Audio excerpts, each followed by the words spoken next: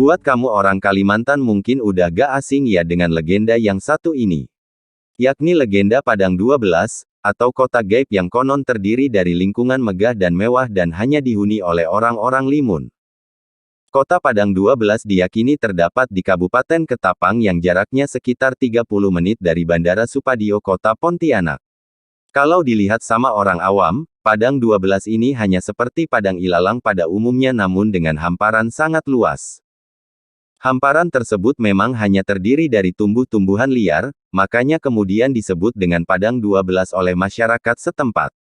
Namun bagi mereka yang bisa melihat kota tersebut, konon kota Padang 12 ini merupakan kota yang sangat maju. Bahkan kota Padang 12 ini digambarkan sebagai kota modern, megah, dan sangat bersih. Katanya lagi nih ya, gak ada kota di dunia ini yang semegah dan sebersih kota Padang 12. Penghuninya pun digambarkan seperti manusia pada umumnya namun hidup sangat berkecukupan.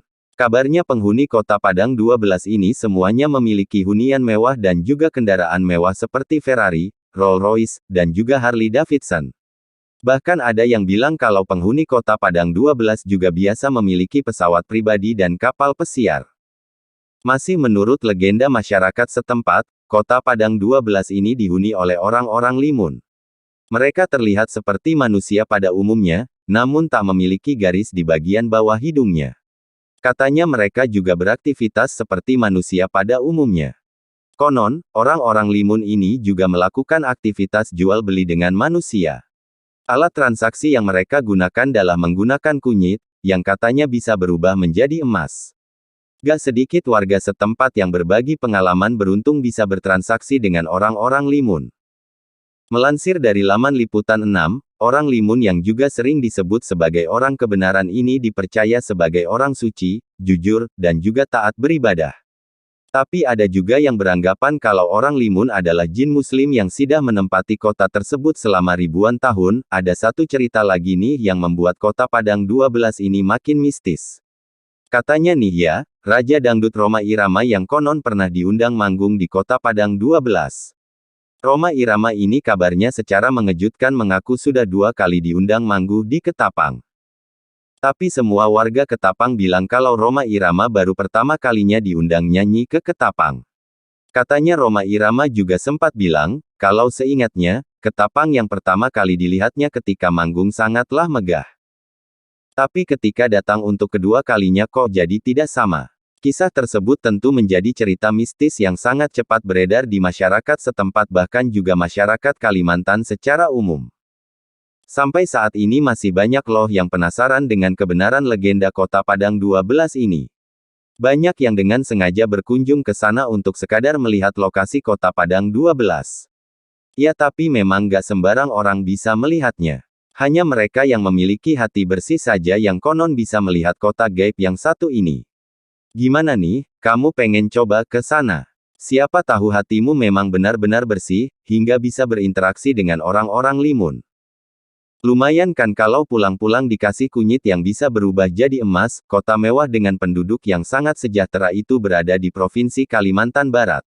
Tepatnya di Kabupaten Ketapang atau sekitar 30 menit melalui jalur udara dari Bandara Supadio Kota Pontianak.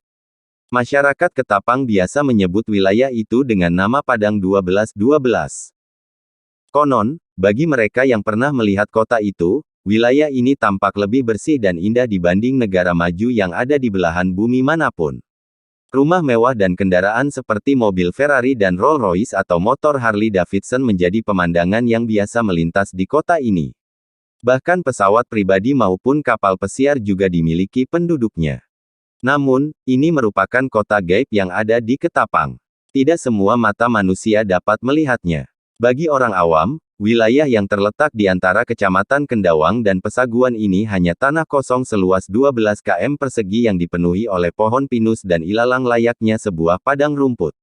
Itulah alasan mengapa daerah ini disebut Padang 12. Masyarakat Ketapang menyebut penduduk di Padang 12 dengan sebutan orang kebenaran. Sosoknya tidak berbeda dengan wujud manusia pada umumnya. Hanya saja, mereka tidak memiliki belahan di antara bawah hidung dan di atas bibirnya. Masyarakat Ketapang mempercayai bahwa orang kebenaran atau juga biasa disebut orang limun ini adalah golongan manusia suci yang jujur dan taat beribadah. Namun tidak sedikit pula yang beranggapan mereka adalah sekelompok jin muslim yang sudah ribuan tahun menempati wilayah itu.